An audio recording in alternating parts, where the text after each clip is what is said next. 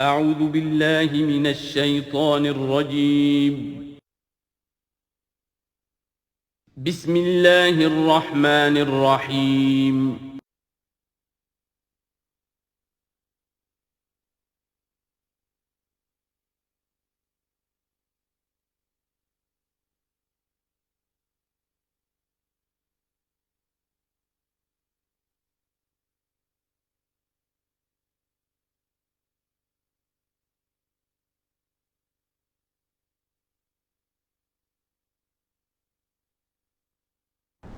اعوذ باللہ من الشیطان الرجیم بسم اللہ الرحمن الرحیم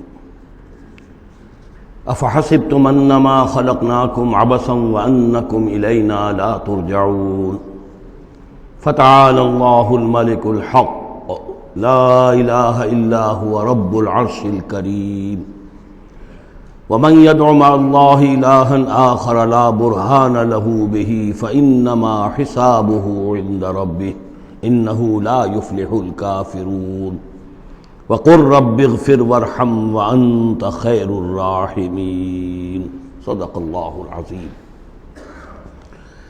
رب اشرح لی صدری ویسر لی امری واحلل عقدۃ من لسانی یفقہوا قولی۔ سورہ مومنون کی جو آخری 4 آیات ہیں بہت جامع ہیں، بہت پرجلال ہیں۔ افحسبتم انما خلقناکم عبثا وانکم الینا لا ترجعون، کیا تم نے یہ سمجھا تھا کہ ہم نے تمہیں بیکار پیدا کیا تھا، بے مقصد پیدا کیا تھا، اور یہ کہ تم ہماری طرف لوٹائے نہیں جاؤ گے؟ یعنی یہ کہ در حقیقت اگر آخرت کا تصور موجود نہ ہو تو تخلیق انسانی کا مقصد کو سمجھ میں نہیں آتا۔ عام حیوانات کی طرح انسان ہوتا تو بات ٹھیک تھی، لیکن انسان عام حیوان نہیں ہے۔ اس میں خاص طور پر جو نیکی اور بدی کا امتیاز ودیت کیا گیا ہے، اس کے اندر جو ایک مورل سینس ہے، اخلاقی حس ہے، کچھ چیزوں کو یہ برا سمجھتا ہے، کچھ چیزوں کو اچھا سمجھتا ہے، اور یہ یونیورسل ہے، یہ کسی ایک قوم یا ایک علاقے کے لوگوں کی بات نہیں ہے۔ یہ مورل ویلیوز جو ہے یہ پرماننٹ ہے، یونیورسل ہے، گلوبل ہے۔ تو آخر ان کا نتیجہ کیا ہے؟ گندم از گندم بروید جو سے جو، گندم سے گندم اگنی چاہیے، جو سے جو، لیکن ہم دنیا میں تو دیکھتے ہیں کہ نیکی کا نتیجہ لازماً اچھا نہیں نکلتا اور بدی کا نتیجہ لازماً برا نہیں نکلتا۔ تو کوئی دوسری دنیا ہونی چاہیے، دوسری زندگی ہونی چاہیے۔ یہی دلیل ہے ایمان بالآخرہ کے لیے، جس کو قرآن مجید مختلف مواقع پر استعمال کرتا ہے۔ چنانچہ سورہ آل عمران کے آخری رکوع میں ہم یہ دیکھ چکے ہیں، ربنا ما خلقت ھذا باطلا سبحانک فقنا عذاب النار۔ گویا کہ وہی بات یہاں ہے، اور اگر اسے اس پچھلے سلسلہ کلام سے علیحدہ سمجھے تو ترجمہ ہوگا کیا تم نے یہ سمجھا ہے؟ یہ گویا کہ اب مجھ سے اور آپ سے اللہ تعالیٰ مخاطب ہیں، جو بھی قرآن کا پڑھنے والا ہے۔ افحسبتم انما خلقناکم عبثا، اے انسانوں کیا تم نے یہ سمجھا ہے کہ ہم نے تمہیں بیکار بے مقصد پیدا کیا ہے؟ وانکم الینا لا ترجعون، اور تم ہماری طرف لوٹائے نہیں جاؤ گے۔ فتعالى اللہ الملک الحق، تو بہت بلند و بالا ہے بادشاہ، جو سچا بادشاہ ہے، الملک ہے۔ ظاہر بات ہے کہ کوئی بادشاہ دنیا میں ایسا نہیں ہو سکتا کہ جو اپنے غداروں کو سزا نہ دے، وفاداروں کو خلعتیں نہ دے، جاگیریں نہ دے، انعامات نہ دے۔ دنیا کا نظام چل نہیں سکتا جزا و سزا کے بغیر۔ تو وہ الملک القدوس الملک الحق کیسے ممکن ہے کہ وہ اپنے جانثاروں، وفاداروں، تابع داروں، ان کو کوئی اجر و ثواب نہ دے، ان کی کوئی قدر افزائی نہ کرے، ان کی جو جانثاریاں ہیں ان کا انہیں کوئی صلہ نہ دے، اور جو ان کے غدار تھے، اس کے باغی تھے، انہیں کوئی سزا نہ دے؟ کیسے ممکن ہے؟ وہ تو بادشاہ ہے، بہت بلند و بالا، اور بادشاہ برحق ہے۔ لا الہ الا ہو، اس کے سوا کوئی معبود نہیں۔ رب العرش الکریم، وہ بہت عزت والے عرش کا مالک ہے۔ ومن يدع مع اللہ الہا آخر، اور جو کوئی بھی پکارے گا اللہ کے ساتھ کسی اور الہ کو، یعنی اللہ کے ساتھ پکارنا ہے، اللہ کو بھی پکار رہا ہے، کسی اور کو بھی پکار رہا ہے، لا برہان لہ بہ، اس کے لیے، اس کے حق میں، اس کے تائید میں کوئی برہان، کوئی دلیل موجود نہیں ہے۔ فإنما حسابہ عند ربہ، تو اس کا حساب جو ہے اس کے رب کے پاس ہے، اللہ تعالیٰ اس سے حساب لے لے گا۔ انہ لا یفلح الکافرون، اس میں کوئی شک نہیں ہے کہ ایسے کافر فلاح نہیں پائیں گے۔ وَقُلْ رَبِّ اغْفِرْ وَارْحَمْ وَأَنْتَ خَيْرُ الرَّاحِمِينَ، اور دعا کرو کہ پروردگار ہمیں معاف فرما، ہمیں بخش دے اور ہم پر رحم فرما، اور یقیناً تو تمام رحم کرنے والوں میں سب سے بہتر رحم کرنے والا ہے۔ سورۃ النور۔ اب یہاں 14 وہ جو صورتیں تھیں جو میں نے عرض کیا جو مکیات ہیں مسلسل، ان میں سے ایک سورہ حج کے بارے میں اور ایک سورہ رعد کے بارے میں بھی بعض لوگوں کا خیال ہے کہ وہ مدنی ہیں، لیکن واقعہ یہ ہے کہ جن کو بھی مکی اور مدنی صورتوں کے مزاج سے واقفیت ہو گئی ہے، جو اس کو پہچانتے ہیں، وہ جانتے ہیں کہ یہ سارا سلسلہ جو ہے مکیات کا ہے اور ان میں کوئی مدنی صورت نہیں ہے۔ کہیں کہیں کسی مدنی آیت کا شامل ہو جانا یہ بالکل علیحدہ بات ہے، لیکن یہ کہ اب ان 14 صورتوں کے بعد اب یہ ہے واحد صورت مدنی ہے، اور یہ سورۃ النور ہے۔ یہ سن 6 کے آس پاس نازل ہوئی ہے، سن 6 ہجری، اور اس میں ایک بہت اہم واقعہ جو آیا ہے وہ حضرت عائشہ صدیقہ رضی اللہ تعالی عنہا پر جو تہمت لگائی تھی منافقین نے، اور اس میں سب سے بڑا رول تو تھا رئیس المنافقین عبداللہ ابن ابی کا، لیکن یہ کہ اور دوسرے منافقین بھی اور ان کے ساتھ ہی کچھ سادہ لوح مسلمان بھی اس فتنے میں کہیں شریک ہو گئے تھے، متاثر ہو گئے تھے، اور یہ کافی یوں سمجھیے کہ خود حضور صلی اللہ علیہ وسلم کے لیے بھی اور حضرت عائشہ صدیقہ کے لیے تو بہت ہی زیادہ تکلیف کا اور کرب کا یہ دور رہا ہے۔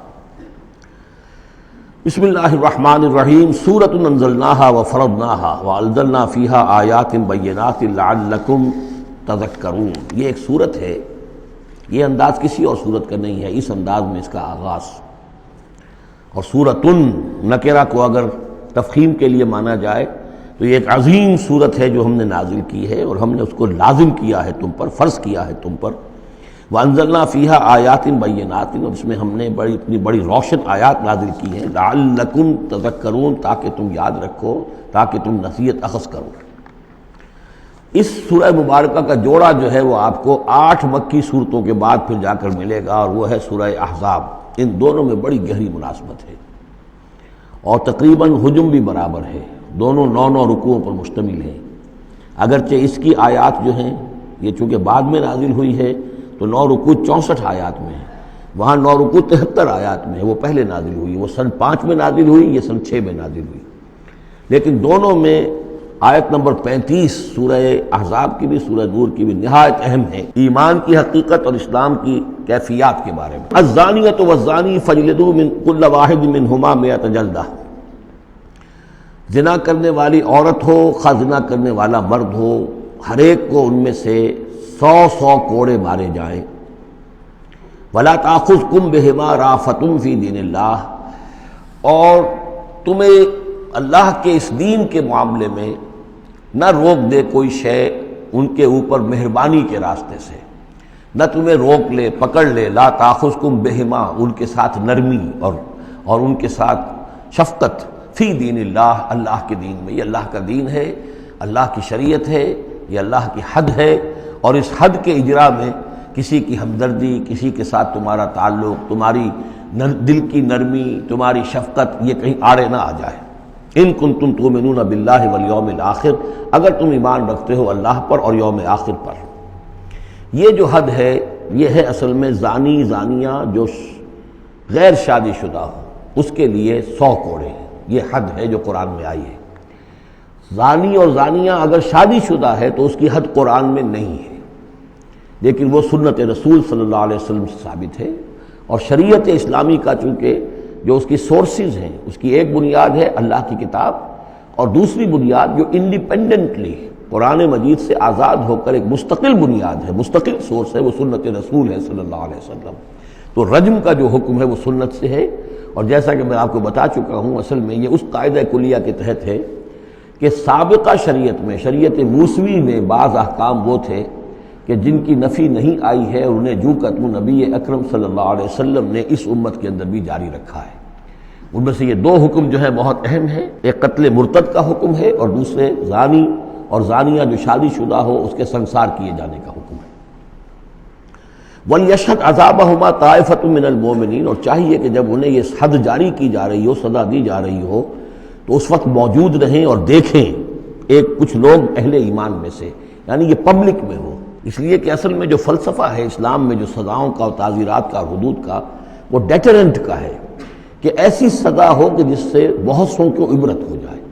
اگر آپ نے علیحدہ جا کر کہیں کمرے کے اندر کسی کو پھانسی دے دی تو ٹھیک ہے، لوگوں کو پتہ چلا کہ مر گیا، ویسے بھی مر جاتے ہیں لوگ، حادثے میں مر جاتے ہیں، فوت ہو جاتے ہیں، لیکن یہ ہے کہ اگر سر عام ڈال پر لٹکایا گیا ہو تو اب کتنے لوگوں کو، دیکھنے والوں کو عبرت ہوگی اور ہوش ٹھکانے آ جائیں گے۔ تو یہ فلسفہ ہے اسلام کا کہ تاکہ ایک آدمی کو سزا دی جا رہی ہو تو ہزاروں کو اس سے عبرت آئے۔ الزانی لا ينکح الا زانیۃ او مشرکۃ، کسی زانی شخص کے لیے روا نہیں ہے کہ وہ شادی کرے مگر کسی زانیہ عورت سے یا مشرکہ سے۔ یہ کسی قانون کے درجے میں بات نہیں ہے، بلکہ یہ ایک اخلاقی طور پر گویا کہ تعلیم دی جا رہی ہے کہ زانی لوگ تو اسی کے، یعنی ان کا حال تو ایسا ہے کہ انہیں تو مستحق اگر ہے تو شادی کے کسی زانیہ سے یا مشرکہ سے۔ والزانیۃ لا ینکحھا، اور زانی عورت ہو تو وہ بھی اس لائق نہیں ہے کہ اس سے کوئی نکاح کرے مگر صرف بدکار مرد یا مشرک۔ وحرم ذلک علی المؤمنین، اور یہ دونوں جو ہیں زانی مرد اور زانی عورتیں یہ تو حرام کر دی گئی ہیں مومنین کے حق میں، اللہ یہ کہ کوئی توبہ کرے، جو بھی ہے معاملہ وہ علیحدہ ہے اس سے۔ والذین یرمون المحصنات ثم لم یاتوا باربعۃ شہداء، اور جو لوگ جو خاندانی عورتیں ہوں، حفاظت میں ہوں کسی خاندان کی اور نکاح کے قید میں ہوں، چاہے نکاح کے قید میں ہوں تو ڈبل احسان ہو گیا کہ خاندانی بھی ہے اور دوسرے یہ کہ نکاح کی قید میں بھی ہے، نکاح کی حفاظت بھی انہیں حاصل ہے۔ نہیں تو یہ کہ اگر غیر شادی شدہ ہیں لیکن کسی شریف خاندان سے ہیں، آزاد خاندان سے ہیں، اگر ان کی عورتوں میں کوئی شخص جو ہے ان پر عیب لگائے، زنا کا الزام لگائے اور پھر وہ نہ لا سکے، ثم لم یاتوا باربعۃ شہداء، 4 شہید نہ لا سکے، فجلدوہم، تو پھر اب ان کو کوڑے مارو، 80 جلدہ، 80 کوڑے، 80 دبرے، ولا تقبلوا لهم شہادۃ ابدا، اور ان کی شہادت اب کبھی آئندہ قبول نہ کرو، واولئک هم الفاسقون، اور یقیناً یہی لوگ فاسق اور نافرمان ہیں۔ یعنی زنا کا الزام اگر لگایا جا رہا ہو تو پھر جو الزام لگانے والا ہے اسے 4 گواہ چشمدید پیش کرنے ہوں گے۔ اگر وہ 4 چشمدید گواہ پیش نہیں کر سکتا تو گویا کہ اب یہ قذف کہلائے گا کہ اس نے ایک الزام لگایا ہے جس کو ثابت نہیں کر سکا، لہذا اس جرم کی سزا 80 کوڑے، کتنے قریب چلا گیا ہے۔ اور اس میں حکمت یہ معلوم ہوتی ہے کہ اگر فرض کیجئے کسی معاشرے میں، مسلمان معاشرے میں کسی لوگوں سے غلطی ہو گئی ہے، اس غلطی کا چرچا نہیں ہونا چاہیے الا یہ کہ اس کے لیے ثبوت موجود ہو کہ اسے کیفر کردار تک پہنچایا جا سکے۔ اگر تو ثبوت اتنا ہے کہ سزا دی جا سکے تو ضرور، لیکن اگر نہ ہو تو خاموش رہو، ورنہ یہ کہ خامخواہ برائی کا چرچا ہو جائے گا جبکہ اس کا سد باب ممکن نہیں ہے، اس کی سزا دینی ممکن نہیں ہے، تو اس میں سکوت جو ہے وہ بہتر ہے۔ الا الذین تابوا، سوائے ان کے کہ جو توبہ کر لیں من بعد ذلک، اس کے بعد واصلحوا، اور اصلاح کر لیں، یعنی یہ کہ کبھی کسی زمانے میں ان سے یہ غلطی ہو گئی تھی، انہوں نے کوئی تہمت لگائی تھی زنا کی اور 4 گواہ پیش نہیں کر سکے، طویل عرصے تک جو ہے ان کی گواہی پھر کسی بھی اسلامی عدالت میں قبول نہیں کی گئی، لیکن بعد میں ان کی روش ایسی رہی ہے، رویہ ایسا رہا ہے، انہوں نے اصلاح کر لی ہے، توبہ کر لی ہے، اب وہ قابل اعتماد ہیں، تو یہ جو معاملہ ہے اس پر سے ختم ہو جائے گا، ان کی گواہی بعد میں قبول کی جا سکے گی۔ فإن اللہ غفور الرحیم، تو اللہ غفور الرحیم ہے۔ والذین یرمون ازواجہم ولم یکن لہم شہداء الا انفسہم، اب ایک خاص معاملہ آ رہا ہے کہ کسی شوہر نے اپنی بیوی کو دیکھا ہو زنا کرتے ہوئے، وہ الزام لگائے کہ میں نے دیکھا ہے اپنی بیوی کو زنا کرتے ہوئے، درحال ہے کہ اس کے پاس 3 اور گواہ نہیں ہیں، لیکن چونکہ یہ معاملہ ہے شوہر اور بیوی کا، اگر کسی اور عورت کا ہوتا تو اس کے اوپر 80 درے لگتے اس کو کہ اس نے الزام لگایا ہے، چاہے چشمدید ہے، چاہے اس نے دیکھا ہے، لیکن 3 گناہ اور نہیں لا سکا، 3 گواہ نہیں لا سکا ہے تو درے لگیں گے 80۔ لیکن معاملہ کیونکہ بیوی کا ہے، اس کے لیے خاص قانون ہے، اس کو لعان کہتے ہیں۔ وہ یہ ہے کہ والذین یرمون ازواجہم، جو الزام لگائیں زنا کا اپنی بیویوں پر، ثم ولم یکن لہم شہداء، اور ان کے پاس گواہ موجود نہ ہوں، الا انفسہم، سوائے ان کی اپنی جانوں کے، انہوں نے خود دیکھا ہے، فشہادۃ احدہم 4 شہادات باللہ، تو یہ ایک شخص کی گواہی بھی 4 گواہیاں شمار کی جائیں گی جبکہ وہ قسم کھائے اللہ کی، انہ لمن الصادقین، کہ وہ سچا ہے، حلفیہ بیان کرے۔ والخامسۃ، اور 5ویں بات یہ کہ وہ یہ کہے کہ ان لعنت اللہ علیہ ان کان من الکاذبین، کہ اگر میں جھوٹا ہوں تو مجھ پر اللہ کی لعنت ہو۔ 4 مرتبہ قسم کھا کر گواہی دینا گویا کہ وہ 4 گواہوں کی گواہی کے قائم مقام ہو جائے گا، جبکہ پھر وہ یہ بھی کہے کہ اگر میں جھوٹا ہوں تو اللہ کی لعنت مجھ پر ہو، لعنت اللہ علی الکاذبین ان کان من الکاذبین۔ وَيَدْرَؤْ عَنْهَا الْعَذَابَ، اب عورت کیا کرے گی جس کے اوپر اس کی بیوی جو ہے اس پر جو الزام لگایا گیا ہے، اگر وہ اس پر سے عذاب ٹل جائے گی سزا اور یہ حد عورت سے، ان تشہد 4 شہادات باللہ، کہ وہ بھی قسم 4 مرتبہ کھائے اللہ کی، انہ لمن الکاذبین، کہ یہ میرا شوہر جو مجھ پر الزام لگا رہا ہے جھوٹا ہے، والخامسۃ، اور 5ویں بات وہ یہ کہے ان غضب اللہ علیہا ان کان من الصادقین، کہ اگر میرا یہ شوہر اس الزام میں سچا ہے تو مجھ پر اللہ کا غضب آئے۔ اس انداز میں پھر یہ کہ عورت کے اوپر پھر حد جاری نہیں ہوگی، اور اگر شوہر کے 4 قسمیں کھا کر الزام لگانے اور پھر یہ کہ اللہ تعالیٰ کی لعنت اپنے اوپر طلب کرنے اگر جھوٹا ہو، اس کے بعد اگر بیوی خاموش رہتی ہے، وہ جوابی طور پر قسم نہیں کھاتی 4، اور نہ یہ کہتی ہے کہ اگر یہ سچا ہو تو مجھ پر اللہ کا غضب ہو، تو پھر اس پر حد جاری ہو جائے گی۔ لیکن اگر وہ بھی قسم کھا لے 4 قسمیں، اور یہ کہ ساتھ ہی یہ بھی کہے کہ اگر یہ سچا ہو اور واقعی اس کا الزام درست ہو مجھ پر، تو مجھ پر اللہ کا غضب نازل ہو جائے، تو پھر یہ کہ عذاب ٹل جائے گا، دنیا کی سزا اسے نہیں ملے گی۔ وَلَوْلَا فَضْلُ اللَّهِ عَلَيْكُمْ وَرَحْمَتُهُ، اور اگر اللہ کا فضل اور اس کی رحمت تمہارے شامل حال نہ ہوتی، وَأَنَّ اللَّهَ تَوَّابٌ رَحِيمٌ، تو گویا کہ یہاں پہ محذوف ہے کہ اگر اللہ کا فضل اور اس کی رحمت شامل حال نہ ہوتی تو تم بہت غلط راستے پر پڑ جاتے، تم کوئی بہت بڑا قدم اٹھا دیتے۔ وہ جو بھی واقعہ اب آگے آ رہا ہے یہ اس کے لیے تمہید ہے۔ وَأَنَّ اللَّهَ تَوَّابٌ حَكِيمٌ، یقیناً اللہ تعالیٰ بہت توبہ کو قبول فرمانے والا اور حکمت والا ہے۔ إِنَّ الَّذِينَ جَاءُوا بِالْإِفْكِ عُصْبَةٌ مِّنكُمْ، جن لوگوں نے یہ طوفان اٹھایا ہے، جن لوگوں نے تہمت تراشی ہے حضرت عائشہ صدیقہ رضی اللہ تعالی عنہا پر، یہ تمہارے ہی ایک گروہ ہے، تم ہی میں سے ہیں۔ لا تحسبوہ شرا لکم، اسے تم اپنے لیے برا نہ سمجھو، بل ہوا خیر لکم، بلکہ یہ بھی تمہارے لیے خیر ہے۔ اس کے ذریعے سے اللہ تعالیٰ تمہارے سامنے اب اس ضمن میں ہدایات دے گا، قوانین بتا دے گا، شریعت کے جو احکام ہیں وہ نازل ہو رہے ہیں، اس کے لیے گویا کہ یہ واقعہ جو ہے ایک تقریب بن گیا، ایک ذریعہ بن گیا۔ واقعہ اچھی طرح نوٹ کر لیجئے کہ غزوہ بنی مستلق میں حضور سن 6 کا ہے یہ واقعہ، ہجری کا تشریف لے گئے تھے۔ جب وہاں سے واپس آ رہے تھے تو جہاں رات کو ایک جگہ پر قیام تھا، اور حضرت عائشہ صدیقہ جو ہے ایک ہودج میں علیحدہ ہوتی تھیں، جیسے جس کو کہ اٹھا کر جو لوگ آتے تھے حمال وہ اٹھا کر اسے اونٹ پر رکھ دیتے تھے، اور جہاں پر پڑا ہوا وہ ہودج اونٹ پر سے اتار کر نیچے رکھ دیا۔ تو رات کو کہیں قضائے حاجت کے لیے نکلی، پیشاب وغیرہ کی حاجت ہوئی، وہ کہیں گئیں، وہاں کچھ دیر لگ گئی، اور دیکھا واپس آ کر تو کہیں ہار اپنا گر گیا تھا۔ اس ہار کو دیکھنے کے لیے واپس گئیں، اتنی دیر میں وہ حمال آئے، اور حضرت عائشہ بہت دبلی پتلی تھیں، انہیں اندازہ نہیں ہوا کہ اس ہودج میں اس وقت ام المومنین موجود نہیں ہے۔ انہوں نے اٹھایا اور وہ کوچ کا وقت ہو گیا تھا، اونٹ کے اوپر رکھا اور قافلہ چل دیا۔ اب جب یہ آئیں واپس تو اب دیکھا کہ وہ تو قافلہ جا چکا، ہکا بکا کیا کریں، تنہا ہے، رات کا وقت ہے۔ اس وقت انہوں نے بڑی عقل مندی سے کام لیا کہ اب اگر میں قافلے کے پیچھے دوڑی چلی تو پتہ نہیں میں کسی غلط راستے پہ مڑ جاؤں، اور پھر وہ تلاش بھی نہیں کر سکیں گے مجھے، تو بہتر یہ کہ میں یہیں پر بیٹھی رہوں، تاکہ انہیں جب بھی خیال ہوگا کہ اس ہودج کے اندر جو ہے ام المومنین عائشہ صدیقہ موجود نہیں ہے تو وہ تلاش میں پھر یہیں آئیں گے۔ تو وہاں بیٹھی ہوئی تھی، رات کا وقت تھا، نیند آ گئی، سو گئی، اس سے آپ کا چہرہ بھی کھل گیا۔ تو ایک صاحب تھے صحابہ میں سے صفوان ابن معطل، ان کی ڈیوٹی یہ ہوتی تھی کہ وہ لشکر کے پیچھے پیچھے چلتے تھے۔ لشکر چل رہا ہے تو ذرا فاصلے سے کہ کہیں کوئی گری پڑی چیز رہ گئی ہو، کہیں کوئی بیمار ہو وہ چل نہ پایا ہو لشکر کے ساتھ اور رہ گیا ہو پیچھے، تو پیچھے وہ دیکھ بھال کرتے ہوئے آتے تھے۔ انہیں دور سے نظر آیا کہ یہاں کوئی شے پڑی ہوئی ہے، گٹھڑی سی پڑی ہے کوئی، تو جا کر دیکھا، حضرت عائشہ کو پہچان لیا، اور وہ کہتے ہیں کہ میں نے اس لیے پہچان لیا کہ حجاب کی آیت کے نازل ہونے سے پہلے میں نے انہیں دیکھا تھا۔ حجاب کی آیت نازل ہوئی ہے سورہ احزاب میں، سورہ احزاب 1 سال پہلے نازل ہو چکی ہے، تو جب تک حجاب کی آیت نہیں آئی تھی، ظاہر بات ہے کہ وہاں پردہ نہیں تھا، کوئی نقاب نہیں اوڑھتی تھی خواتین، اور نہ امہات المومنین، لہذا پہچانتے تھے۔ تو وہ چونکہ چہرہ کھلا ہوا تھا ام المومنین کا، تو انہوں نے کہا انا للہ و انا الیہ راجعون، یہ الفاظ جو کہے تو حضرت عائشہ کی آنکھ کھل گئی، اور وہ پھر اٹھ کر بیٹھی، انہوں نے اپنا کپڑا درست کیا، لیکن پھر انہوں نے یہ کیا صفوان ابن معطل نے کہ اپنا اونٹ بٹھا دیا خاموشی کے ساتھ، حضرت عائشہ اس پر سوار ہو گئیں، اور وہ آگے اس کی وہ نکیل پکڑ کر اور وہ چلتے گئے اور قافلے میں پہنچ گئے۔ وہاں عبداللہ ابن ابی نے شور مچا دیا کہ خدا کی قسم تمہارے نبی کی یہ بیوی جو بچ کر نہیں آئی ہے، مطلب یہ کہ یہ تو اب یہ معاملہ جو رہا ہے، تنہائی رہی ہے، علیحدہ رہے ہیں، تو گویا کہ زنا کا معاملہ ہو گیا ہے۔ یہ اس کی جو بھی اس کی گندی سوچ تھی، ظاہر بات ہے کہ مکھی تو گندگی پر بیٹھتی ہے، اس کو تلاش رہتی ہے گندگی کی، اس کے لیے تو یہ ایک موقع مل گیا اسکینڈل اٹھانے کا۔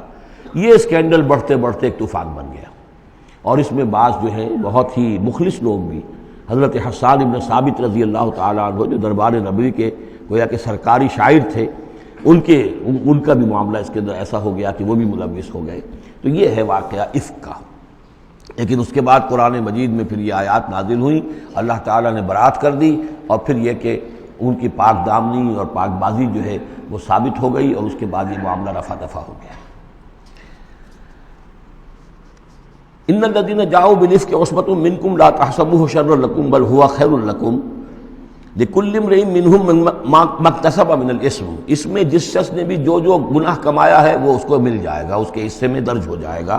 والذی تولى كبره، اور جس نے اس کا سب سے بڑا حصہ وصول کیا، یہ ہے عبداللہ ابن ابی، جس نے اسکینڈل اٹھایا اور اسے بڑی قوت کے ساتھ، شدت کے ساتھ پھیلایا۔ والذی تولى كبره منهم له عذاب عظیم، اس کے لیے تو پھر بہت بڑا عذاب ہے۔ لولا اذ سمعتموہ، مسلمانوں تمہیں کیا ہو گیا، کیوں نہ ایسا ہوا کہ جب تم نے یہ سنا تھا، ظن المؤمنون والمؤمنات بانفسہم خیرا، تو مومن مرد اور مومن عورتیں اپنے بارے میں اچھا گمان کرتی، یعنی یہ کہ حضرت عائشہ کے بارے میں ان کے بارے یہ گمان ہونا چاہیے تھا، انہیں فوراً کہہ دینا چاہیے تھا، وقالوا ھذا افک مبین، اور وہ کہتے فوراً کہ یہ تو کوئی بہت بڑی تہمت ہے۔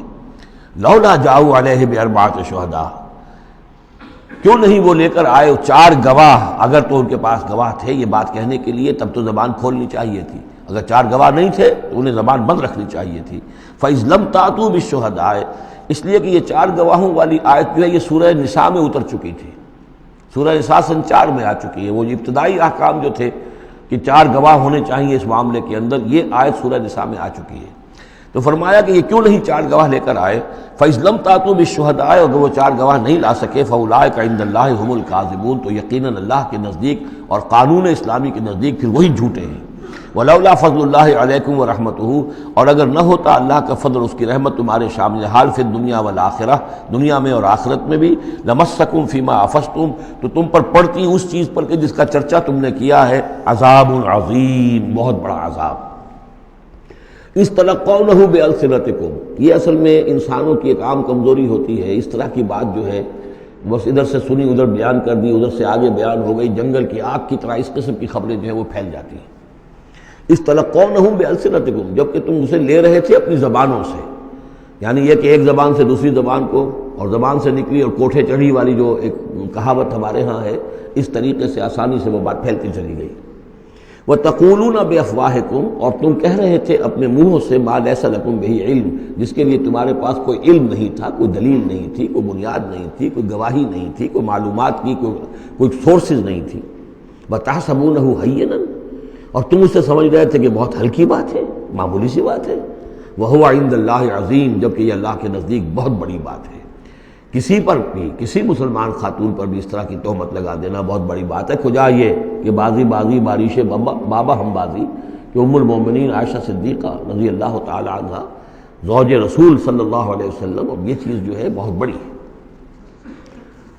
وَلَوْلَا إِذْ سَمِعْتُمُوهُ قُلْتُم مَّا يَكُونُ لَنَا أَن نَّتَكَلَّمَ بِهَٰذَا، کیوں نہ ایسا ہوا کہ جب تم نے یہ سنا تھا تو تم کہتے کہ ہمارے لیے بالکل جائز نہیں ہے کہ ہم یہ بات زبان سے نکالیں۔ سبحانک، اللہ تو پاک ہے، ھذا بہتان عظیم، یقیناً یہ بہت بڑا بہتان ہے۔ یعظکم اللہ ان تعودوا لمثلہ، اللہ تعالیٰ تمہیں نصیحت کر رہا ہے مبادا تم دوبارہ پھر اس قسم کی کسی معاملے کے اندر اسی طریقے سے اعادہ کرو اور دوبارہ اسی کوئی حرکت کرو، ابداً کبھی بھی، ان کنتم مؤمنین، اگر تم مومن ہو۔ وَيُبَيِّنُ اللَّهُ لَكُمُ الْآيَاتِ، اور اللہ تعالیٰ تمہارے لیے اپنی آیات کو واضح کر رہا ہے، واللہ علیم حکیم، اللہ علیم اور حکیم ہے۔ ان الذین یحبون ان تشیع الفاحشۃ فی الذین آمنوا لہم عذاب علیم، بے شک وہ لوگ جو یہ چاہتے ہیں کہ اہل ایمان میں بے حیائی کا چرچا ہو جائے تو ان لوگوں کے لیے بہت دردناک عذاب ہے۔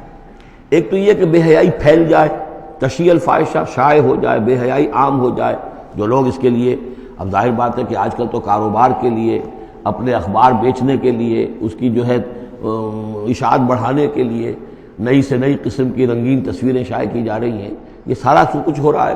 کسی شے کا اشتہار دینا ہو، عورت کی تصویر ساتھ ہوگی، یہ سارا کچھ جو ہو رہا ہے، تو یہ لوگ کون ہیں کہ جو اس بے حیائی کو، بے پردگی کو یہ در حقیقت اس معاشرے میں پھیلا رہے ہیں؟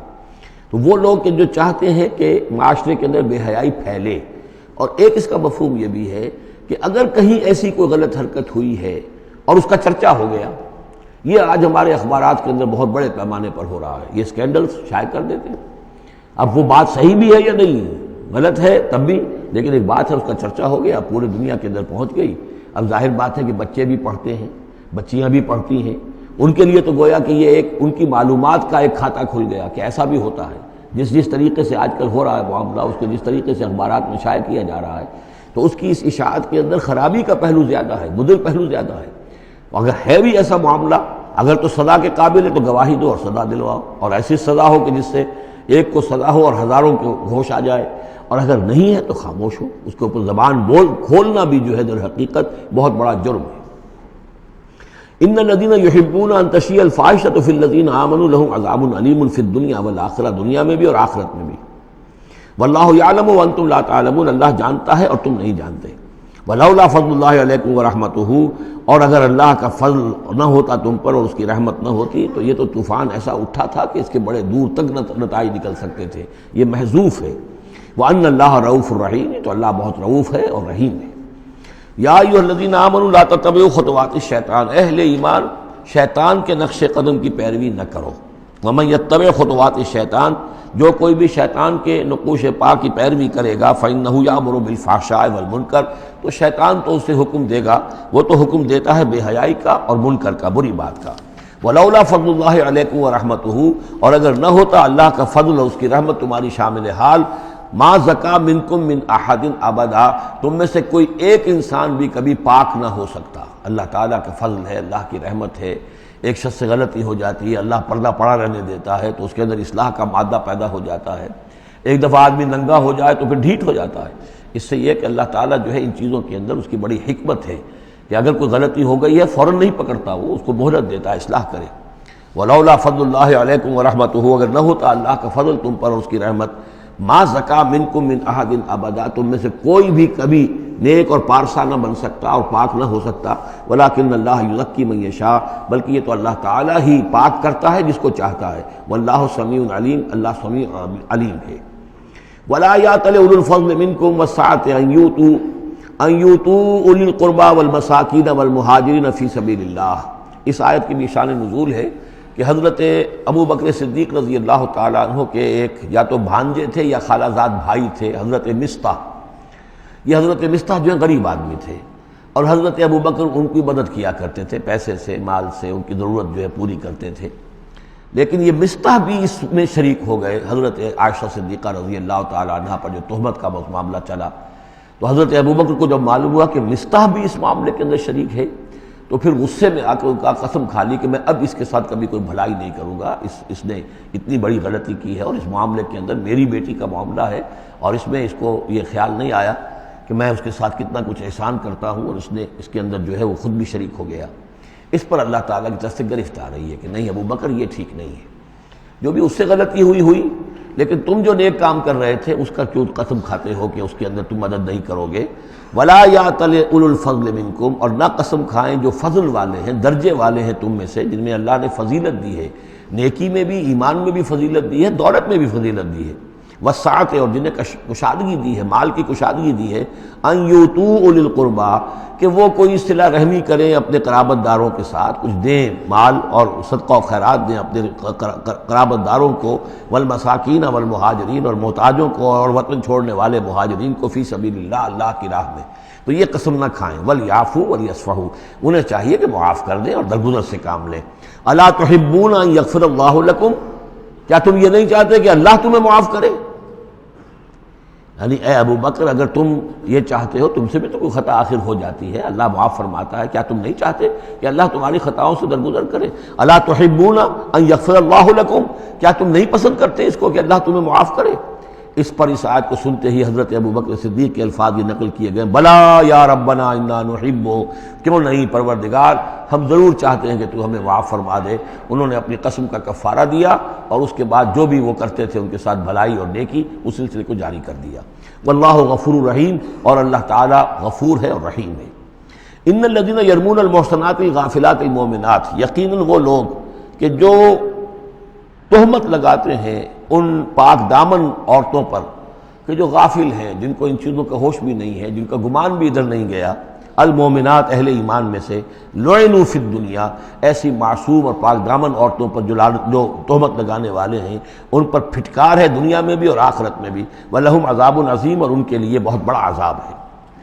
یوم تشہد علیہم السنتہم وایدیہم، جس دن کے ان کے خلاف گواہی دیں گے، تشہد علیہم، علی کو نوٹ کر لیجئے، جس دن کے ان کے خلاف گواہی دیں گے، السنتہم ان کی اپنی زبانیں گواہی دیں گی، وایدیہم ان کے اپنے ہاتھ گواہی دیں گے، وارجلہم اور ان کے پاؤں گواہی دیں گے، بما کانوا یعملون، اب جو کچھ عمل وہ کر رہے تھے۔ یہ ہاتھ ہمارے پاس اللہ کی امانت ہے، میں اس سے غلط کام کر رہا ہوں تو یہ انڈر پروٹیسٹ میرا حکم تو مان رہا ہے، اس لیے کہ اللہ تعالیٰ نے مجھے میرے حوالے سے کیا ہوا ہے، لیکن اس کے اندر پروٹیسٹ ہے، قیامت کے دن یہی میرے خلاف مقدمہ کرے گا، پروردگار تو نے مجھے اس کے حوالے کیا تھا اور یہ مجھ سے میرے ذریعے سے غلط کام کرتا رہا۔ یہ پاؤں جو ہیں ہمارے خلاف گواہی دیں گے کہ پروردگار ہم اس کے تابع تھے، اس کے حکم کے مطابق چل رہے تھے، یہ بدبخت ہمیں چوری کرنے کے لیے جاتا تھا تو اس کے لیے استعمال کرتا تھا، یا کوئی اور برا کام کرنے کے لیے ہمارے پیروں ہمیں استعمال کرتا تھا۔ یومئذ یوفیہم اللہ دینہم الحق، اس دن اللہ تعالیٰ ان کا پورا بدلہ ان کو دے دے گا۔ یہ دین کے لفظ کو یہاں نوٹ کیجئے، دین بدلے کو کہتے ہیں، دین مالک یوم الدین، جزا و سزا کے دن کا مالک، بدلے کا دن۔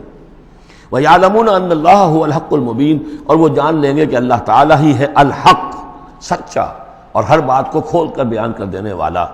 الخبیثات للخبیثین والخبیثون للخبیثات، ناپاک عورتیں ناپاک مردوں کے لیے ہیں اور ناپاک مرد ناپاک عورتوں کے لیے ہیں، اور طیبات والطیبات للطیبین والطیبون للطیبات، اور ستھرے اور پاک باز جو خواتین ہیں وہ پاک باز مردوں کے لیے ہیں، اور پاک باز جو مرد ہیں وہ پاک دامن خواتین کے لیے ہیں۔ اولئک مبرؤون مما یقولون، یہ لوگ بری ہیں ان چیزوں سے کہ جو لوگ کہتے ہیں۔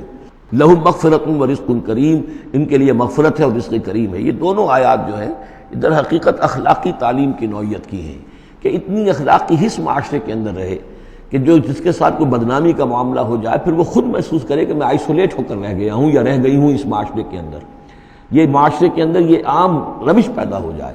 جیسے کہ پہلے آیا تھا وہ اس کے اندر بھی یہی بات تھی کہ زانی نکاح نہ کرے مگر کسی زانیہ سے یا کسی مشرکہ سے، وہ اس لائق نہیں ہے کہ اس کے نکاح میں کوئی مسلمان خاتون آئے پاک دامن اور عفت والی۔ اس طرح زانیہ جو ہے اس سے کوئی نکاح نہ کرے سوائے مشرک کے، یہ قانونی چیزیں نہیں ہیں، جیسا کہ میں نے عرض کیا یہ اخلاقی، تاکہ ایک نفرت پیدا ہو زنا سے، بدکاری سے۔ اسی طریقے سے معاشرے کے اندر ایک عام فضا، ایک حس ایسی پیدا ہو جائے کہ جس میں جو لوگ بھی ایسی گراوٹوں میں مبتلا ہوں وہ خود اپنی آنکھوں میں ذلیل ہو کر رہ جائیں۔ یا ایھا الذین آمنوا لا تدخلوا بیوتا غیر بیوتکم حتی تستأنسوا، اب اس حوالے سے بہت سے جو احکام آ رہے ہیں، یہ سورہ نور اور سورہ احزاب ان دونوں میں معاشرتی احکامات ہیں۔ معاشرتی احکامات میں خاص طور پر وہ جو ایک آیت آئی ہے سورہ بنی اسرائیل میں، وَلَا تَقْرَبُوا الزِّنَا إِنَّهُ كَانَ فَاحِشَةً وَسَاءَ سَبِيلًا، اس زنا کا سد باب کرنے کے لیے اسلام کے معاشرتی نظام میں بہت دور دور تک اقدامات کیے گئے ہیں۔ قریب مت جاؤ زنا کے، یعنی زنا کو ایریڈیکیٹ کرنا معاشرے میں یہ ایک بہت بڑا آبجیکٹو ہے، اور اس کے لیے دور دور تک اقدامات، مثلا پردہ ہے، ستر ہے، لباس کے احکام دیے گئے ہیں۔ معاشرہ جو ہے ہمارا جو ہے وہ مکسڈ سوسائٹی نہ ہو، مخلوط معاشرہ نہ ہو، مردوں کی ذمہ داریاں علیحدہ ہیں، عورتوں کی علیحدہ ہیں، معاشرہ جو ہے سیگریگیٹڈ ہو، مردوں اور عورتوں کے درمیان اختلاط نہ ہو۔ یہ ساری چیزیں کس کے لیے ہیں؟ یہ اسی لیے ہے کہ یہ در حقیقت اس قدر شدید کشش ہے مرد اور عورت کے اندر، یہ اللہ نے جو دو جنسیں بنائی ہیں، اور اس میں یقیناً جو سیکس کا معاملہ اتنا پورٹنٹ موٹیو ہے کہ اس کو اگر پوری طریقے سے جیسے گھوڑا بہت منہ زور ہو تو اسے بہت باندھ کر رکھنا پڑے گا اور بڑا اس کو کنٹرول کرنے کے لیے محنت کی ضرورت ہے، اسی طریقے سے اس سیکس کو ڈسپلن کرنا اور صحیح انداز میں اس کو جو ہے ہارنس کرنا، اور اس کے لیے یہ ہے کہ غلط راستوں سے اس کو بچانا، اس کے لیے بڑے دور دور تک احکام دیے گئے، اور یہ پورا معاشرتی نظام اسلام کا اسی بنیاد پہ اب قائم ہے۔ اب اسی میں سے مثلاً یہ گھر کی پرائیویسی بھی ہے، ایک گھر ہے، گھر میں ایک شوہر ہے، اس کی بیوی ہے، اب آپ فوراً چلے گئے سیدھے گھر کے اندر، نہیں، اے اہل ایمان مت داخل ہوا کرو گھروں میں اپنے گھروں کے سوا، حتیٰ تستانسوا، یہاں تک کہ بول چال کر لو، اجازت لے لو، وتسلموا علی اہلہا، اور اذن لینے کی اس وقت جو ہوتی تھی شکل وہ یہی کہ جا کر دروازے پر کہو السلام علیکم، معلوم ہوا کہ کوئی صاحب ہیں کہ جو آئے ہیں ملنا چاہتے ہیں، اور اندر آنا چاہتے ہیں۔ اب اس کے بعد یہ کہ وہ اپنی آئیڈینٹی دیں اور پھر ان کو آنے کی اجازت دی جائے، یہ نہیں کہ بے دھڑک چلے جا رہے ہیں۔ ذالکم خیر لکم لعلکم تذکرون، یہی تمہارے لیے بہتر ہے تاکہ تم نصیحت حاصل کرو۔ فإن لم تجدوا فيها أحدا فلا تدخلوها، اگر اس گھر میں کوئی نہ ہو تو پھر اس میں داخل مت ہو، حتیٰ یؤذن لکم، یہاں تک کہ تمہیں اجازت دی جائے۔ جو گھر کا مالک ہے وہ اگر اجازت دے کہ ہاں میرا گھر اس وقت خالی ہے تم اس میں جا سکتے ہو، ورنہ یہ کہ خالی گھر کے اندر جہاں کوئی نہیں ہے داخلے کی اجازت نہیں ہے۔ وَإِن قِيلَ لَكُمْ، اور اگر کہا جائے تم سے ارجعوا، چلے جاؤ، لوٹ جاؤ، اس وقت میں ملنے کے لیے تیار نہیں ہوں یا میں اپنی کسی مشغولیت میں ہوں، فارجعوا، تو لوٹ جاؤ۔ اب دیکھیے یہ آداب ہیں۔ ہمارے ہاں یہ ہے کہ آپ پہنچ گئے، نہ ٹائم لیا ہوا ہے نہ پہلے سے طے ہے، آپ سمجھتے ہیں کہ مجھے ریسیو کرنا اس کا فرض ہے، کیوں نہیں ملا؟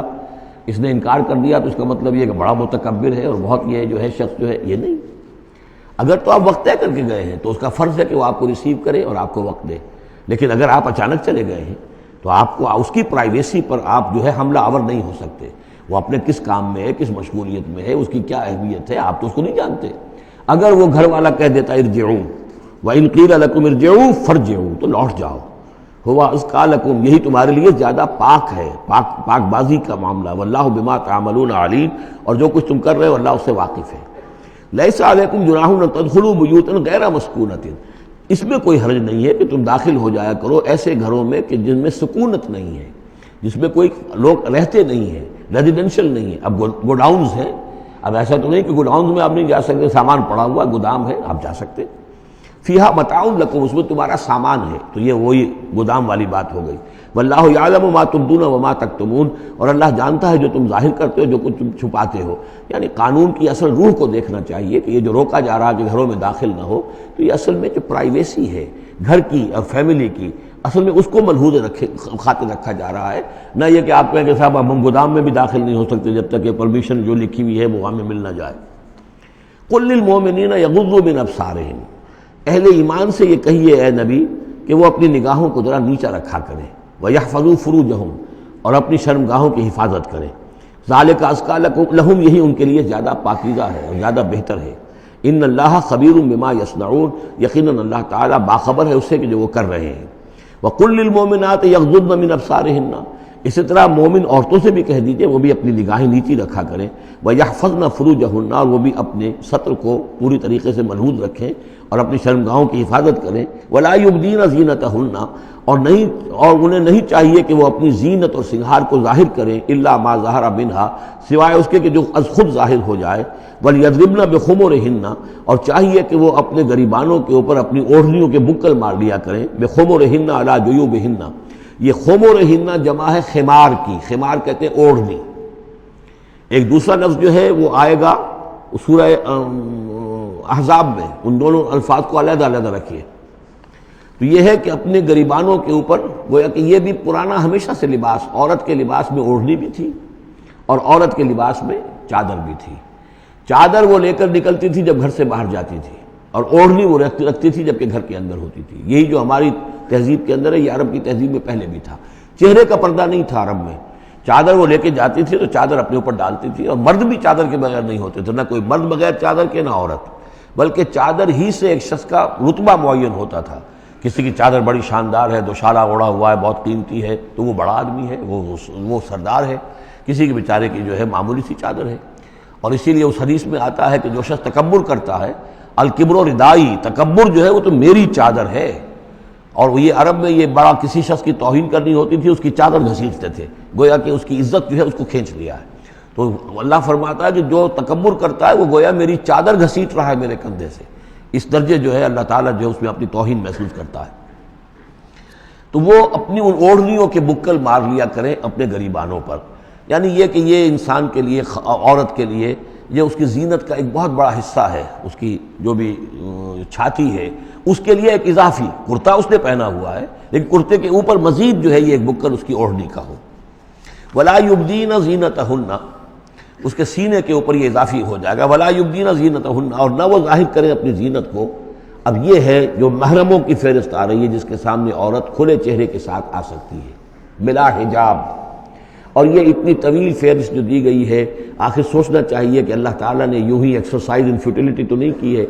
کیا فرق ہے اگر ایک عورت کے چہرے کا پردہ نہیں ہے، وہ باہر نکلتی ہے چادر لے کر، اور یہ کہ اس میں کسی اور کے ساتھ اس کا پردہ چہرے کا نہیں ہے، تو پھر یہ پوری فہرست دینے کی ضرورت کیا ہے؟ میرے نزدیک چہرے کا پردہ اسلام کے اندر لازم ہے، اور اس چہرے کے پردے سے مستثنا ہیں یہ لوگ۔ کون لوگ مستثنا ہیں؟ الا لبعولتہن، ان کے شوہر نمبر 1، او آبائہن، یا ان کے باپ، اور باپ سے مراد باپ، دادا، چچا، یہ سب چلیں گے۔ او آبائے بعولتہن، یا ان کے شوہروں کے باپ، او ابنائہن، یا ان کے اپنے بیٹے، او ابنائے بعولتہن، یا ان کے شوہروں کے بیٹے، یعنی ان کے شوہروں کی کسی اور بیوی سے اولاد ہے، بیٹے ہیں، تو وہ بھی محرم ہیں، وہ نامحرم نہیں ہے۔ او اخوانہن، یا ان کے اپنے بھائی، او بنی اخوانہن، یا ان کے بھائیوں کے بیٹے، او بنی اخواتہن، یا یہ ہو گئے، او بنی اخواتہن، یا ان کے بھانجے، او نسائہن، یا ان کی عورتیں، اپنی عورتیں، جان پہچان کی عورتیں، عام عورتیں نہیں، نسائہن، او ما ملکت ایمانہن، یا یہ کہ جو ان کے غلام اور ان کی لونڈیاں ہیں۔ اکثر و بیشتر اہل سنت کے نزدیک یہاں مرد غلام مراد نہیں ہے بلکہ لونڈیاں مراد ہیں۔ اب التابعین غیر اولی الاربۃ، یا ایسے تابع لوگ جو کہ صرف خدمت گار ہیں، بعض اوقات ہوتا ہے خاندانی طور پر جو ہے وہ خدمت گار کرنے والے ہیں، باپ بھی کہیں ملازم تھا اسی گھر میں، اب اس کی اولاد بھی وہیں پر ہے، وہ بھی کام کر رہی ہے، بچپن سے وہیں پلے ہیں۔ ایسے لوگ ہوتے ہیں کہ جن کو واقعتاً پھر اس گھر کی خواتین سے اس طرح کا خیال کبھی نہیں آ سکتا کہ ان کے بارے میں وہ کوئی بری بات سوچیں۔ اب التابعین غیر اولی الاربۃ، یا وہ تابع کہ جو کہ کوئی غرض نہیں رکھتے اس قسم کے معاملات سے، من الرجال، مردوں میں سے۔ اب الطفل الذین لم یظہروا علی عورات النساء، یا وہ لڑکے کہ جو ابھی عورتوں کے جو مخفی معاملات ہیں ان سے واقف ہی نہیں، ابھی وہ جنسی جو بھی باتیں ہیں ان سے واقف نہیں ہیں۔ ولا یضربن، یہ اب یہ فہرست مکمل ہو گئی، یہ ہیں محرم لوگ جن کے سامنے عورت بغیر چہرے کے پردے کے آ سکتی ہے۔ باقی یہ کہ زینت جو خود بخود ظاہر ہو جائے، اب ظاہر ہے کہ آپ نے چادر بھی لی ہوئی ہے، کسی خاتون نے برقع بھی اوڑھا ہوا ہے، لیکن اب کسی کا قد ہے، ماشاءاللہ وہ قد ایسا ہے، سرو قد ہے کوئی خاتون، تو وہ کہاں چھپائے گی اس قد کو؟ وہ تو ظاہر ہو جائے گا۔ جسم متناسب ہے، اب وہ جسم تو ظاہر ہو جائے گا۔ اس اعتبار سے ما ظہر منہا کو لوگوں نے لے لیا چہرے کے لیے، یہ بالکل غلط ہے۔ چہرے کا تو پردہ میرے نزدیک لازم ہے، اور یہ کہ باقی یہ کہ ان کے سامنے چہرے کے سمیت عورت آ سکتی ہے۔ باقی عورت جو ہے اپنے بیٹے کے سامنے بھی سوائے 3 اعضاء کے اور نہیں کھول سکتی، اپنے بھائی کے سامنے بھی نہیں کھول سکتی۔ چہرہ، یہ ہاتھ پونچھوں سے نیچے، اور پیر ٹخنوں سے نیچے، یہ جو 3 اعضاء ہیں یہ وہ ہیں کہ جو جس کو عورت نے یہ کھلے رکھ سکتی ہے، اپنے وہ بیٹے کے سامنے بھی، بھائی کے سامنے بھی، اور جو بھی رشتے گنائے گئے ہیں۔ لیکن یہ کہ اس سے آگے پھر جو ہے معاملہ وہ پھر شوہر کا ہے، اس سے آگے یعنی لباس کا معاملہ جو ہے جس سے کہ عورت جو ہے وہ آزاد ہوگی، وہ صرف شوہر کے لیے۔ وَلَا يَضْرِبْنَ بِأَرْجُلِهِنَّ لِيُعْلَمَ مَا يُخْفِينَ مِنْ زِينَتِهِنَّ، اور نہ یہ ایسا ہو کہ وہ اپنے پاؤں مار کر چلیں، کوئی زیور جو ہے پاؤں میں پہنا ہوا اس کی جھنکار ہو تاکہ لوگوں جو ہے ادھر متوجہ ہو جائیں۔ لِيُعْلَمَ مَا يُخْفِينَ مِنْ زِينَتِهِنَّ، تاکہ لوگوں کے علم میں آ جائے کہ کیا انہوں نے چیز چھپائی ہوئی ہے اپنی زینت میں سے، کیا زیورات پہنے ہوئے ہیں۔ وَتُوبُوا إِلَى اللَّهِ جَمِيعًا أَيُّهَا الْمُؤْمِنُونَ، اور اے اہل ایمان سب کے سب مل کر اللہ کی جناب میں توبہ کرو، لَعَلَّكُمْ تُفْلِحُونَ، تاکہ تم فلاح پاؤ۔ وَأَنكِحُوا الْأَيَامَ مِنكُمْ، اور دیکھو اپنی بیواؤں کی شادیاں کر دیا کرو۔ وَالصَّالِحِينَ مِنْ عِبَادِكُمْ، یہ بھی اب ایک بہت اہم ہے بات۔ ہندوانہ ہمارا معاشرہ جو ہے وہ بیوہ کی شادی جو ہے وہ تو جائز بھی نہیں سمجھتا، یا بہت ہی یوں سمجھیے کہ اس کے نزدیک بہت ہی ناپسندیدہ بات ہے، اور ہمارے ہاں بھی یہ ہو گیا ہے۔ حالانکہ یہاں حکم ہے انکحوا الایام منکم، بیواؤں کی شادیاں کر دیا کرو۔ والصالحین من عبادکم و امائکم، اور تمہاری جو بانیاں ہوں، غلام ہوں، ان میں سے بھی جو سمجھدار ہوں، جن کے کردار کے بارے میں تمہیں اعتماد ہو، ان کی بھی شادیاں کر دیا کرو۔ ایک کی کنیز ہے، ایک کا غلام ہے، ان کی شادی ہو جائے۔ اب ظاہر بات ہے وہ کنیز جو ہے اپنے آقا کے، اب اس کے ساتھ وہ تمتع نہیں کر سکے گا، اس لیے کہ اس نے اجازت دے دی ہے کہ اس کی کنیز کی شادی ہو گئی ہے کسی غلام کے ساتھ۔ وَالصَّالِحِينَ مِنْ عِبَادِكُمْ وَإِمَائِكُمْ إِنْ يَكُونُوا فُقَرَاءَ، اگر وہ فقیر ہوں گے، مہر وغیرہ دینے کی ان کے اندر ہمت نہیں ہے، صلاحیت نہیں ہے، يُغْنِهُمُ اللَّهُ مِنْ فَضْلِهِ، تو اللہ تعالیٰ ہو سکتا ہے کہ ان کو اپنے فضل سے غنی کر دے۔ واللہ واسع علیم، اللہ واسع بہت سمائی رکھنے والا، کشائش والا، کشادگی والا اور جاننے والا ہے۔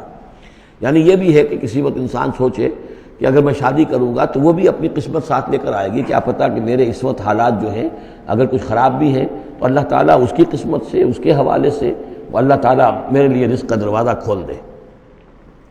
وَلْيَسْتَعْفِفِ الَّذِينَ لَا يَجِدُونَ نِكَاحًا، اور جو لوگ نکاح کی قدرت بالکل نہ رکھتے ہوں، شادی کر ہی نہ سکتے ہوں، کچھ بھی نہ ہو ان کے پاس، نہ کوئی گھر ہو جس میں کہ اپنی بیوی کو رکھ سکیں، نہ کوئی نان نفقے کا سامان ہو، نہ کوئی مہر دے سکیں. وَلْيَسْتَعْفِفْ، تو انہیں چاہیے کہ وہ اپنی عفت کی حفاظت کریں، پوری طریقے سے اپنے اس جو جنسی جذبے کو کنٹرول کریں. الَّذِينَ لَا يَجِدُونَ نِكَاحًا حَتَّى يُغْنِيَهُمُ اللَّهُ مِنْ فَضْلِهِ، یہاں تک کہ اللہ تعالیٰ انہیں اپنے فضل سے غنی کر دے. وَالَّذِينَ يَبْتَغُونَ الْكِتَابَ مِمَّا مَلَكَتْ أَيْمَانُكُمْ فَكَاتِبُوهُمْ، اور تمہارے غلاموں میں سے جو تمہارے ساتھ چاہیں مکاتبت کرنا. یہ مکاتبت کا قاعدہ یہ تھا کہ غلام یہ طے کرتا تھا کہ جناب میں آپ کو اتنے لاکھ درہم دے دوں گا، اتنی مدت کے اندر اندر آپ مجھے آزاد کر دیجئے. تو یہ معاہدہ ہو گیا، اب وہ آزاد ہو گیا. لیکن آزادی اسی میں ہے کہ اسے وہ رقم اتنی عرصے کے اندر ادا کرنی ہے. اب وہ کمائے گا، محنت کرے گا، کوشش کرے گا اور وہ رقم ادا کر دے گا. یہ مکاتبت تھی. تو جو بھی تمہارے غلاموں میں سے مکاتبت چاہیں، مما ملکت ایمانکم فکاتبوہم، تو یہ مکاتبت کر لیا کرو.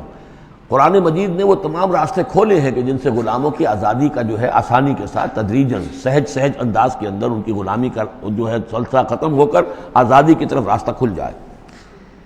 فَقَاتِبُوهُمْ إِنْ عَلِمْتُمْ فِيهِمْ خَيْرًا، اگر تم دیکھ رہے ہو ان کے اندر کہ خیر ہے، بھلائی ہے، واقعتاً یہ شخص پہ اعتماد کیا جا سکتا ہے، یہ بھاگ نہیں جائے گا اور یہ جو بھی کرنا چاہ رہا ہے معاہدہ اس کو پورا کرنے کی اس کی نیت ہے. وَآتُوهُمْ مِنْ مَالِ اللَّهِ الَّذِي آتَاكُمْ، پھر ایسے لوگوں کو جنہوں نے مکاتبت کی ہو تم بھی مال دیا کرو، جو اللہ کا مال تمہارے پاس اللہ نے تمہیں دیا ہے، یعنی لوگ مدد بھی کریں اس کی تاکہ وہ اپنی اس رقم کو جلد از جلد ادا کر کے اور وہ پھر آزاد ہو جائے. وَلَا تُكْرِهُوا فَتَيَاتِكُمْ عَلَى الْبِغَاءِ، اور دیکھو اپنی باندیوں کو، چھوکریوں کو، یہ جو وہاں پہ باندیاں کنیزیں ہوتی تھی انہیں بدکاری پر مجبور نہ کرو. ان اردنا تحسنا، اگر وہ چاہیں کہ وہ پاک دامن رہیں، وہ کسی قلعے میں رہیں، اور ان سے چونکہ یہ بھی رواج وہاں تھا، ان باندیوں سے پھر وہ پیشہ کراتے تھے. اب یہ اصل میں اصلاح ہو رہی ہے اس معاشرے کی، اور اس کے اندر ان چیزوں کو رفتہ رفتہ روکا جا رہا ہے. جیسے سورہ نساء میں آیا تھا، ایسا بھی ہوتا تھا کہ باپ کی بیویاں جو ہیں اپنی جو سوتیلی مائیں ہیں انہیں اپنے گھر میں ڈال دیا. لیکن یہ ساری چیزیں رفتہ رفتہ ایک ایک کر کے پھر ان کی بندش ہوئی ہے. تو وہ اپنی لونڈیوں سے پیشہ کراتے تھے اور کمائی خود کھاتے تھے. تو فرمایا یہ بہت غلط ہے. لِتَبْتَغُوا عَرَضَ الْحَيَاةِ الدُّنْيَا، تاکہ تم حاصل کرو دنیا کی زندگی کا سامان. وَمَنْ يُكْرِهُنَّ فَإِنَّ اللَّهَ مِنْ بَعْدِ إِكْرَاهِهِنَّ غَفُورٌ رَحِيمٌ، اور اگر کوئی ان کو مجبور کرے گا اس کام کے لیے تو اللہ تعالیٰ ان کی اس مجبوری کی بنا پر ان کے حق میں غفور اور رحیم ہوگا. تم پر وبال آئے گا، جو کام یہ غلط کروائے گا وبال اس پر آئے گا. اگر وہ خود جو ہے مجبوراً کر رہی ہے اور وہ اس کے لیے ذہناً تیار نہیں ہے تو بہرحال اللہ اس کے حق میں غفور اور رحیم ہوگا. وَلَقَدْ أَنزَلْنَا إِلَيْكُمْ آيَاتٍ مُبَيِّنَاتٍ، اور دیکھو ہم نے نازل کر دی ہیں تمہاری جانب یہ روشن آیات. وَمَثَلًا مِّنَ الَّذِينَ خَلَوْا مِن قَبْلِكُمْ، اور وہ ساری باتیں بھی ہم نے بتا دی ہیں کہ جو ان لوگوں میں تھیں جو تم سے پہلے تھے. یہ ساری گندگیاں، معاشرتی خرابیاں جو ہیں یہ پہلوں کے اندر بھی تھیں، ہم نے ان سب کی نشاندہی کر دی ہے. وَمَوْعِظَةً لِّلْمُتَّقِينَ، اور اہل تقویٰ کے لیے ہم نے نصیحت یہ نازل فرما دی ہے. قَدْ جَاءَتْكُم مَّوْعِظَةٌ مِّن رَّبِّكُمْ وَشِفَاءٌ لِّمَا فِي الصُّدُورِ. اب یہ 5واں رکوع آ رہا ہے اور یہ ہمارے اس منتخب نصاب کا جو دوسرا حصہ ہے ایمان کی بحث، اس کے ضمن میں یہ بہت اہم درس ہے. اور یہ آیت نمبر 35 جو آ رہی ہے یہ قرآن مجید کی عظیم ترین آیات میں سے ہے. اس سورہ مبارکہ کی بھی آیت نمبر 35 اور سورہ احزاب میں بھی بالکل ٹھیک یہی نمبر آیت نمبر 35 آپ کو ملے گی. یہ ایمان پر اور وہ اسلام کی کیفیات پر قرآن مجید کی عظیم ترین آیات ہے. اللہ نور السماوات والارض، اللہ آسمانوں اور زمین کا نور ہے. مثل نور ہی، اس پر ایمان کی مثال، اس کے نور ایمان کی مثال ایسی ہے کمشکاتن، جیسے ایک طاق ہے، فیہا مصباح، اس میں ایک چراغ روشن ہے. المصباح فی زجاجہ، وہ چراغ جو ہے چمنی کے اندر ہے، شیشہ ہے اس کے اوپر، جیسے لالٹینیں ہوتی تھی پچھلے زمانے میں، گلوب کے ساتھ جو ہے وہ لیمپ ہوتے تھے. الزجاجہ تو کانہا کوکب دری، اور وہ شیشہ چمک رہا ہے جیسے کہ ایک چمکدار ستارہ ہو. یوقد من شجرۃ، اور اس مصباح میں، اس دیے میں، اس چراغ میں جلایا جا رہا ہے تیل، کس کا؟ ایک شجرہ مبارکہ زیتونہ کا، ایک ایسا مبارک درخت زیتون کا، لا شرقیۃ ولا غربیہ، جو نہ شرقی ہے نہ غربی ہے. یعنی یہ کہ درخت ہے، جھنڈ ہے ایک، اب اگر تو اس جھنڈ کے مشرق میں کوئی درخت ہے تو صبح کی دھوپ تو انہیں ملے گی، شام کی نہیں ہوگی، مغرب میں ہے تو شام کی دھوپ مل جائے گی، صبح کی نہیں ملے گی، ایک علیحدہ کھڑا ہوا ہے کوئی جس کے نہ ادھر کوئی اور ہے نہ ادھر کوئی اور درخت ہے، تو پورے دن کی تمازت دھوپ کی جو ہے وہ جذب کر رہا ہے۔ اور ایسے درخت کا جو روغن زیتون ہوتا تھا وہ بہت صاف شفاف، اسی کی مثال دی جا رہی ہے جو نہ شرقی ہے نہ غربی ہے، وہ کسی جانب سے اوٹ میں ہے ہی نہیں، یکاد زیتھا یضیء، اس کا جو روغن ہے وہ بھڑک اٹھنے کو بیتاب ہے، قریب ہے کہ روشن ہو جائے، وَلَوْ لَمْ تَمْسَسْهُ نَارٌ، چاہے اسے ابھی آگ نے چھوا ہی نہ ہو، نور علی نور، جب آگ مس کر جائے، چھو جائے تو پھر نور علی نور ہے، وہ بھڑک اٹھتا ہے۔ یہدی اللہ لنورہ من یشاء، اللہ تعالیٰ ہدایت فرماتا ہے اپنے نور کی جانب جس کو چاہتا ہے، وَيَضْرِبُ اللَّهُ الْأَمْثَالَ لِلنَّاسِ، اور اللہ تعالیٰ مثالیں بیان کرتا ہے لوگوں کے لیے، وَاللَّهُ بِكُلِّ شَيْءٍ عَلِيمٌ، اور اللہ ہر چیز کا کما حقہ علم رکھتا ہے۔ یہ اصل میں ایمان کے لیے، اس کے اجزائے ترکیبی کے لیے بہترین تمثیل ہے، جس کو میں پہلے بیان کرتا رہا ہوں کہ ایک ہے فطرت، انسانی فطرت، اگر فطرت سلیم ہے تو اس کے اندر یہ ایمانی حقائق موجود ہیں، معرفت خداوندی موجود ہے، البتہ اس پر کوئی پردے آ گئے ہیں، اس کے اوپر جو ہے کچھ غلاف پڑ گئے ہیں، اور جب آتی ہے وہی وہ اس کو ایکٹیویٹ کرتی ہے، آیات الہیہ جو ہیں، آیات قرآنیہ، وہ اندر کے اندر جو ڈورمنٹ اس کی کانشسنس ہے ایمان کی، اس کو ایکٹیویٹ کر کے شعور پر لے آتی ہے۔ اس کو یوں سمجھے کہ جیسے تیل ہے، اب تیل ایک ہے کڑوا تیل، جس سے کہ ہم دیے کبھی جلایا کرتے تھے، اب تو شاید ہی کہیں آپ نے دیکھا ہو دیا کس کو کہتے ہیں، لیکن اس میں وہ کڑوا تیل جو جلتا تھا تو کڑوا تیل خود آگ نہیں پکڑ سکتا، اس میں بتی ڈالنی پڑتی تھی، کوئی کپڑے کی بتی ہے بٹکر، یا یہ کہ وہ روئی کی بتی بنائی ہے، اس بتی کا پھر آگ لگاتے تھے تو جل تو رہا ہے تیل، لیکن بواسطہ بتی، براہ راست وہ تیل جلنے کی پوزیشن میں نہیں ہے۔ لیکن ایک تیل ہے پیٹرول، اس کو جو کڑوے تیل سے روشنی حاصل کرنے کے لیے جتن کرنے پڑ رہے ہیں آپ کو جلانے کے لیے، اور پیٹرول گویا کہ بیتاب ہے، وہ بھڑک اٹھنے کو بیتاب ہے، ذرا سی چنگاری قریب آئی اور بھڑک گیا۔ اسی طریقے سے انسانوں کی طباع کا فرق ہے، کچھ لوگوں کی جو فطرت ہے اتنی سلیم ہوتی ہے، اتنی نیکی ہوتی ہے اس کے اندر کہ جیسے ہی وہی سامنے آئی، آئینہ جگمگا اٹھا ایک دم، اس لیے کہ اوپر غبار ہے ہی نہیں، اس کے اوپر کوئی اور جو ہے پردے پڑے ہوئے ہیں ہی نہیں۔ یہ مثال صدیقین کی ہے جو میں نے کل بھی آپ سے عرض کیا تھا کہ جیسے کہ حضور نے فرمایا میں نے جس کے سامنے بھی دعوت ایمان رکھی اس نے کچھ نہ کچھ توقف اور تردد ضرور کیا، سوائے ابو بکر کے کہ ایک لحظے کا بھی توقف نہیں کیا۔ یہ اس لیے کہ ان کی فطرت اتنی سلیم تھی، گویا کہ وہ پیٹرول تھا ان کے اندر جو بھڑک اٹھنے کو بیتاب تھا کہ ذرا قریب بھی اگر دیاسدائی آ گئی تو بھڑک اٹھے۔ لیکن کچھ لوگ وہ تھے کہ جن کا تیل اتنا صاف اور پاک نہیں تھا، ان میں کوئی تکدر تھا، انہیں وقت لگ گیا، اگر چاہیے کہ بالآخر وہ ایمان لے آئے، لیکن یہ کہ کچھ اس میں بتی ڈالنی پڑی، کوئی اس کے لیے محنت کرنی پڑی۔ السابقون الاولون من المہاجرین والانصار والذین اتبعوہم بإحسان، پھر وہ لوگ ہیں جو بعد میں درجہ بدرجہ پھر ان کے بعد آتے چلے گئے۔ تو اسی طریقے سے ایمان کی مثال ہے کہ یہ روغن فطرت یا نور فطرت، نور روح، روحانی نور جو ہمارے اندر ہے نور تجلی بھی اسی خاک میں پنہاں، غافل تجرا صاحب ادراک نہیں ہے۔ وہ جو ہماری روح کے اندر ہے، روح ملکوتی کے اندر جو نور ہے، یہ نور اور باہر سے جو قرآن کا نور، وحی کا نور آیا، ان دونوں کے نور کے اجتماع سے پھر نور علی نور کی کیفیت پیدا ہوئی۔ اب وہ نور ایمانی جو ہے وجود میں آ گیا۔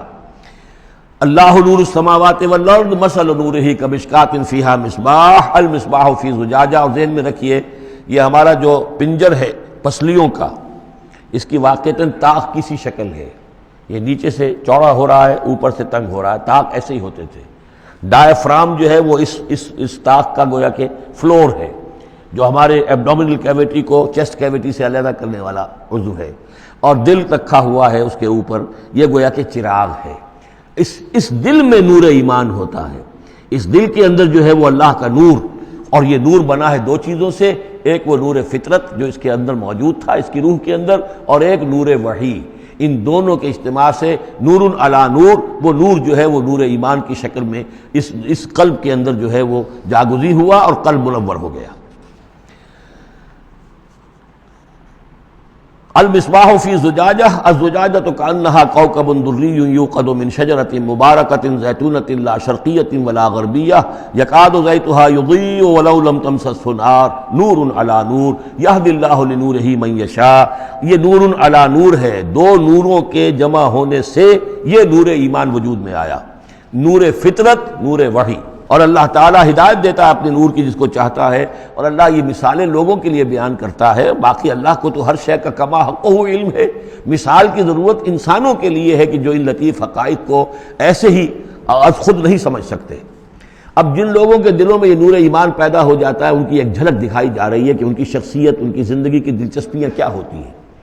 فی بیوت اذن اللہ ان ترفع ویذکر فیہا اسمہ، ان گھروں میں جن کا کہ اللہ نے حکم دیا کہ انہیں بلند کیا جائے، یعنی مساجد. بلند کرنے سے مطلب یہ ہے کہ ان کو نمایاں بنایا جائے.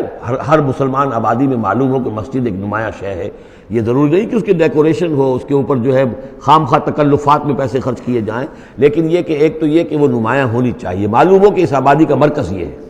نمبر دو یہ ہے کہ ترفع، اس کو ہر طریقے سے، ہر معنوی گندگی سے بھی پاک رکھا جائے. وَيُذْكَرَ فِيهَا اسْمُهُ، اس میں اس کا نام لیا جائے. يُسَبِّحُ لَهُ فِيهَا بِالْغُدُوِّ وَالْآصَالِ، یہ جو صاحب ایمان لوگ ہیں جن کے دلوں میں ایمان کی قندیلیں روشن ہیں، یہ تسبیح کرتے ہیں اللہ کی ان گھروں کے اندر، صبح کے وقت بھی اور شام کے وقت بھی. رجال، وہ جواں مرد، لا تلہیہم تجارت ولا بیع عن ذکر اللہ واقام الصلاۃ، جن کو غافل نہیں کر سکتی نہ کوئی تجارت، نہ کوئی خرید و فروخت اللہ کی یاد سے اور نماز کے قائم کرنے سے، وایتاء الزکاۃ اور زکوٰۃ کے ادا کرنے سے. یخافون یومن، یہ سب کچھ کر کے بھی وہ ڈرتے رہتے ہیں، لرزاں و ترساں رہتے ہیں، کانپتے رہتے ہیں اس دن کے تصور سے. تتقلب فیہ القلوب والابصار، جس میں کہ دل بھی الٹ جائیں گے اور نگاہیں بھی الٹ جائیں گی. لیجزیہم اللہ احسن ما عملوا، تاکہ اللہ تعالیٰ ان کو بدلے میں دے بہترین جزا ان کے اعمال کی. وَيَزِيدَهُم مِّن فَضْلِهِ، اور اضافہ کرے اپنی طرف سے اپنے فضل میں سے. وَاللَّهُ يَرْزُقُ مَن يَشَاءُ بِغَيْرِ حساب، اور اللہ تعالیٰ چاہتا ہے دیتا ہے جس کو چاہتا ہے بغیر حساب. اللہم ربنا اجعلنا منہم، یہ تو مومن صادق کے لیے ایمان ان کے دلوں میں ہے، اس کی تمثیل یہ ہے، اور ان کے کردار کی جھلک یہ ہے. اب ایک ہے بین بین کے لوگ، ایمان تو نہیں ہے لیکن کچھ نہ کچھ نیکی کے کام کرتے ہیں، کچھ اپنے دل کی تسلی کے لیے، کچھ اپنے ضمیر کو مطمئن کرنے کے لیے. ان کی نیکی حقیقی نیکی نہیں ہے. وہ لیس البر ان تولوا وجوہکم قبل المشرق والمغرب، اس آیت کو ذہن میں رکھیے. والذین کفروا، اور جو لوگ ایمان سے تہی ہیں، محروم ہیں، کافر ہیں، ان کی نیکیاں، ان کے اعمال کیا ہیں؟ کسرابن، جیسے ریت ہو، سراب ہو، بقیعۃ، ایک چٹیل میدان میں، یحسبہ الظمآن ماء، پیاسا سمجھتا ہے کہ پانی ہے، حتی اذا جاءہ، یہاں تک کہ وہ جب وہاں پہ گھسٹ کر بھی پہنچتا ہے تو معلوم ہوتا ہے لم یجدہ شیئا، کچھ نہیں پاتا وہاں پر. ووجد اللہ عندہ، اور اللہ کو پاتا ہے وہاں موجود. فوفاہ حسابہ، تو اللہ تعالیٰ اس کا حساب اسے پورا چکا دیتا ہے. واللہ سریع الحساب، اور اللہ جو ہے حساب چکانے میں دیر نہیں لگاتا. یعنی یہ جو نیکیاں ہوتی، جھوٹی نیکیاں، ملمے کی نیکیاں، حقیقی ایمان نہیں ہے، ایمان باللہ نہیں ہے، ایمان بالآخرت نہیں ہے، لیکن یوں ہی کچھ نہ کچھ نیکیاں ہیں، کچھ خدمت خلق کے کام ہے. اس طرح کی چیزیں اللہ کی نگاہ میں ان کی کوئی وقت نہیں. اس کے لیے پہلے ایک مثال سورہ ابراہیم میں آ چکی ہے. دوسری مثال یہ کہ یہ نیکیاں سراب کے مانند ہیں، جنہیں پیاسا سمجھتا ہے کہ یہ پانی ہے، حقیقت میں پانی نہیں ہے. اب تیسرا جو کردار ہے وہ یہ ہے کہ جن کے دلوں میں، جن کی زندگیوں میں یہ جھوٹ موٹ کی نیکی بھی نہیں ہے، نفس پرستی اور دنیا پرستی، اور ان کے اندر ہر طرح کی گندگی جو ہے وہ آ چکی ہے. ان کی مثال کیا ہے؟ او کظلمات فی بحر اللجی، یا جیسے کہ اندھیرے ہوں ایک بڑے گہرے سمندر میں. یغشاہ موج، اس کے اوپر ایک موج چڑھی ہوئی ہو. من فوقہ موج، اس کے اوپر ایک اور موج ہو. من فوقہ سحاب، اور اوپر جو ہے بادل بھی ہوں. یعنی اندھیری رات ہے، کوئی روشنی نہیں، اوپر بادل ہے، نہ چاند اور ستاروں کی کوئی روشنی نہیں آ رہی. اور اس کے ساتھ ہی یہ ہے کہ موج کے اوپر موج چڑھی ہوئی ہے. ظلمات بعضها فوق بعض، یہ اندھیروں پر اندھیرے ہیں. اذا اخرج یدہ لم یکد یراہا، جب وہ اپنا ہاتھ نکالتا ہے تو اس کو بھی نہیں دیکھ سکتا، جسے ہم کہتے ہیں اپنے محاورے میں ہاتھ کو ہاتھ سجائی نہیں دیتا. وَأَلَّمْ يَجْعَلِ اللَّهُ لَهُ نُورًا، اور جس کو اللہ تعالیٰ ہی نے کوئی نور عطا نہ کیا ہو، فما لہ من نور، تو اس کے لیے پھر کہیں کوئی نور نہیں ہے. یہ وہ لوگ ہیں کہ جن کی زندگیاں کسی ملمے کی نیکی سے بھی خالی ہیں، اندھیارے ہی اندھیارے ہیں. ظلمات فوق بعضها فوق بعض. بارک اللہ لی ولکم فی القرآن العظیم ونفعنی وإیاکم بالآیات والذکر الحکیم.